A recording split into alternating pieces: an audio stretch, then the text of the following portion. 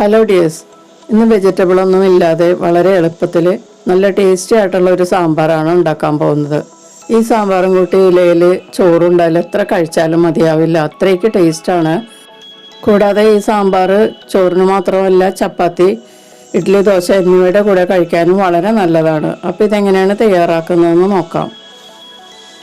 ചൂടായ പാനിലേക്ക് 2 table spoon വെളിച്ചെണ്ണ ചേർക്കുക. ചൂടായ എണ്ണയിലേക്ക് ഇതിലേക്ക് വേണ്ട മെയിൻ ഇൻഗ്രീഡിയൻ്റ് ആയ ചെറുള്ളി ചേർത്ത് കൊടുക്കാം.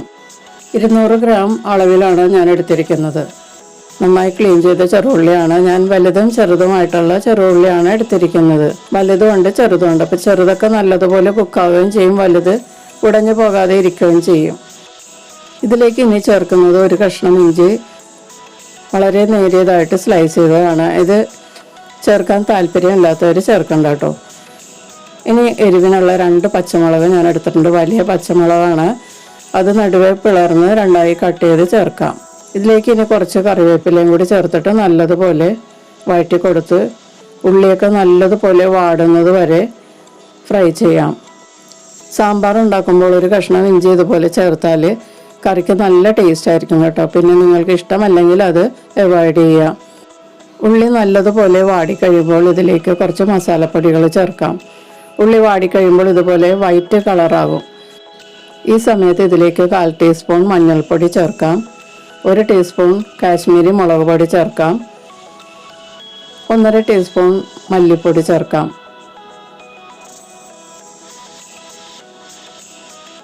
ഇതിലേക്ക് ഇനി ചേർക്കാനുള്ളത് സാമ്പാർ പൗഡറാണ്. ഞാനിവിടെ 3 ടീസ്പൂൺ സാമ്പാർ പൗഡർ ചേർക്കുന്നുണ്ട്. നിങ്ങൾക്ക് ഇഷ്ടമുള്ള ബ്രാൻഡ് ഏതാണെന്ന് വെച്ചാൽ അത് ചേർക്കാം. ഇനി ഇതിലേക്ക് 1/2 ടീസ്പൂൺ കായപ്പൊടിയും കൂടി ചേർക്കാം. സാമ്പാർ പൗഡറിൽ ഒരുവിധം കായത്തിൻ്റെ ടേസ്റ്റ് ഉണ്ടാവും, എന്നാലും നമ്മൾ കുറച്ച് കായപ്പൊടി ഇതിൽ ചേർക്കണം. എന്നിട്ട് ഈ പൊടികളെല്ലാം ഈ ഉള്ളിയുമായിട്ട് നല്ലതുപോലെ വഴറ്റി കൊടുത്ത് കുക്ക് ചെയ്യാം. ഒരു 3 മിനിറ്റ് ലോ ഫ്ലെയിമിൽ നല്ലതുപോലെ വഴറ്റി കൊടുത്ത് കുക്ക് ചെയ്യാം. ഇതോടൊപ്പം ഈ ചാനൽ ആദ്യമായി കാണുന്നവരാണെങ്കിൽ സബ്സ്ക്രൈബ് ചെയ്ത് ഒന്ന് സപ്പോർട്ട് ചെയ്യുക. ബെല്ലൈക്കൺ എനേബിൾ ചെയ്ത് എൻ്റെ അടുത്തടുത്ത വീഡിയോസ് ഉറപ്പ് വരുത്തുകയും ചെയ്യണം. ഇപ്പോൾ മസാലപ്പൊടികളൊക്കെ നല്ലതുപോലെ കുക്കായിട്ടുണ്ട്. ഇനി ഇതിലേക്ക് ഒരു മീഡിയം വലിപ്പത്തിലുള്ള തക്കാളി ചേർക്കാം. ഇതുപോലെ സ്ക്വയറായി കട്ട് ചെയ്ത് ചേർക്കാം. ഇനി ഇതിലേക്ക് ആവശ്യത്തിനുള്ള ഉപ്പും കൂടി ചേർക്കാം. എന്നിട്ട് നല്ലതുപോലെ ഒന്ന് വഴറ്റി കൊടുക്കാം. ഒരു 2 മിനിറ്റ് നമുക്ക് ഇതുപോലെ ഒന്ന് വഴറ്റി കൊടുക്കാം. ഇപ്പോൾ തക്കാളിയൊക്കെ ഏകദേശം ഒന്ന് സോഫ്റ്റ് ആയിട്ടുണ്ട്. ഇനി ഇതിലേക്ക് പുളിക്ക് ആവശ്യമായ പുളിവെള്ളം ചേർത്ത് കൊടുക്കാം. 1 നെല്ലിക്ക വലിപ്പത്തിൽ പുളിയെടുത്തിട്ട് 1/2 കപ്പ് വെള്ളത്തിൽ പിഴിഞ്ഞെടുത്തതാണ്. ഇത് ചേർത്തതിന് ശേഷം ഇതിലേക്ക് ഒരു 1.5 കപ്പ് വെള്ളവും കൂടി ചേർക്കാം. ഉള്ളിയും ഇതിലെ മറ്റ് ഇൻഗ്രീഡിയൻസും വേകുന്നതിന് വേണ്ടിയുള്ള വെള്ളമാണ് ഇപ്പോൾ നമ്മൾ ചേർക്കുന്നത്. വെള്ളം ചേർത്തത് പോരാതെ വരികയാണെങ്കിൽ നമുക്ക് പിന്നീട് ചേർത്ത് കൊടുക്കാം. ഇനി ഇത് മൂടി വെച്ച് ഒരു 5 മിനിറ്റ് മീഡിയം ഹീറ്റിൽ വേവിക്കാം. 5 മിനിറ്റിന് ശേഷം തുറന്ന് നമുക്കൊന്ന് മിക്സ് ചെയ്ത് കൊടുക്കാം. ഇപ്പോൾ ഉള്ളിയൊക്കെ ഏകദേശം 1/4 വേവായിട്ടുണ്ട്. ഒത്തിരി അങ്ങോട്ട് വെന്തുടഞ്ഞ് പോകരുത്. അതിനു മുമ്പ് നമ്മളിത് അടുത്ത ഇൻഗ്രീഡിയൻസ് ഒക്കെ ചേർക്കണം. ഇനിയും കുറച്ച് നേരം നമുക്കിത് കുക്ക് ചെയ്യാനുള്ളതാണ്. അപ്പോൾ ഈ സമയത്ത് നമുക്ക് വേവിച്ച പരിപ്പ് ചേർത്ത് കൊടുക്കാം. 1/2 കപ്പ് പരിപ്പ് ഞാൻ കുറച്ച് കൂടുതൽ വെള്ളത്തിൽ വേവിച്ചതാണ്. ഇത് നമുക്ക് ചേർത്ത് കൊടുത്തിട്ട് നല്ലതുപോലെ ഒന്ന് മിക്സ് ചെയ്ത് കൊടുക്കാം. പരിപ്പ് എടുക്കുമ്പോൾ നിങ്ങളുടെ ഇഷ്ടത്തിനനുസരിച്ചുള്ള പരിപ്പ് എടുക്കണം. ഓരോരുത്തർക്കും ഓരോ ടേസ്റ്റ് ആയിരിക്കും.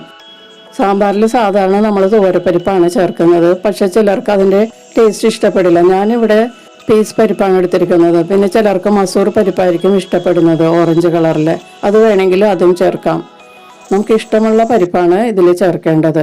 ഇനി മൂടി വെച്ച് 5 മിനിറ്റ് മീഡിയം ഹീറ്റിൽ കുക്ക് ചെയ്യാം. അതിനുശേഷം തുറന്ന് ഇതിലേക്ക് 1 ടീസ്പൂൺ അളവിൽ പൊടിച്ച ശർക്കര ചേർത്ത് കൊടുക്കാം. ചെറുതായി കട്ട് ചെയ്ത മല്ലിയിലയും കുറച്ച് ചേർത്തിട്ട് നല്ലതുപോലെ ഒന്ന് മിക്സ് ചെയ്ത് കൊടുക്കാം.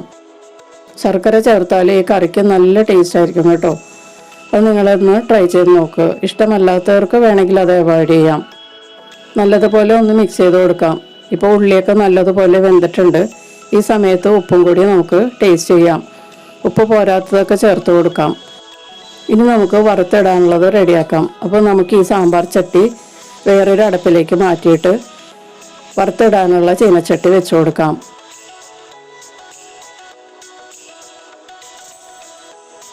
ഇതിലേക്ക് 2 ടേബിൾ സ്പൂൺ വെളിച്ചെണ്ണ ചേർക്കാം. എണ്ണ ചൂടായി കഴിയുമ്പോൾ ഇതിലേക്ക് 1/4 ടീസ്പൂൺ ഉലുവയും 1 ടീസ്പൂൺ കടുകും കൂടി ചേർത്ത് നല്ലതുപോലെ പൊട്ടിച്ചെടുക്കാം. കടുകും ഉലുവയും നല്ലതുപോലെ പൊട്ടിച്ച് കഴിയുമ്പോൾ ഒരു സ്പെഷ്യൽ ഇൻഗ്രീഡിയൻറ്റ് ഞാൻ ചേർക്കാൻ പോകുന്നുണ്ട്. അത് 1 ടീസ്പൂൺ അളവിൽ പുഴുക്കലരിയാണ്. നല്ലതുപോലെ ക്ലീൻ ചെയ്ത് ഉണക്കിയെടുത്തതാണ്. ഇത് ഇഷ്ടമല്ലാത്തവർക്ക് അവോയ്ഡ് ചെയ്യാം കേട്ടോ. പക്ഷേ ഇതുപോലെ കടുക് വറുക്കുമ്പോൾ 1 ടീസ്പൂൺ പുഴുക്കലരിയും കൂടി ചേർത്ത് നല്ലതുപോലെ പൊട്ടിച്ച് സാമ്പാറിൽ ചേർത്താൽ നല്ല സ്വാദായിരിക്കും.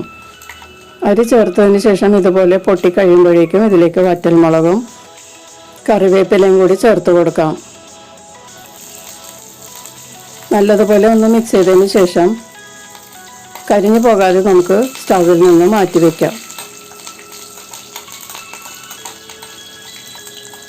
ഇപ്പോൾ മുളകൊക്കെ നല്ലതുപോലെ ചൂടായ മണം വരുന്നുണ്ട്. ഇനി നമുക്കിത് സ്റ്റൗവിൽ നിന്ന് മാറ്റാം. ഇനി ഈ വറവ് ചൂടായിരിക്കുന്ന സാമ്പാറിലേക്ക് ചേർത്ത് കൊടുക്കാം. ഇനി ഇതിലേക്ക് കുറച്ച് കോറിയൻഡർ ലീവ്സും കൂടി ചേർത്ത് കൊടുക്കാം. അതിനുശേഷം സ്റ്റൗ ഓഫ് ചെയ്ത് മൂടി വെച്ച് തണുത്തതിന് ശേഷമാണ് നമ്മൾ ഉപയോഗിക്കുന്നത്. അല്ലെങ്കിൽ കുറച്ച് നേരം മൂടി വെച്ചതിന് ശേഷം നമുക്ക് ഉപയോഗിക്കാം. ഇപ്പോൾ വളരെ സ്വാദിഷ്ടമായിട്ടുള്ള ഉള്ളി സാമ്പാറാണിത്. ഇതേ രീതിയിൽ എല്ലാവരും ഒന്ന് ട്രൈ ചെയ്ത് നോക്കുക. എന്നിട്ട് നിങ്ങളുടെ അഭിപ്രായങ്ങളും നിർദ്ദേശങ്ങളും അറിയിക്കുക. ഓണത്തിൻ്റെ വിഭവങ്ങളുമായി വീണ്ടും നമുക്ക് അടുത്ത റെസിപ്പിയിൽ കാണാം. Thank you.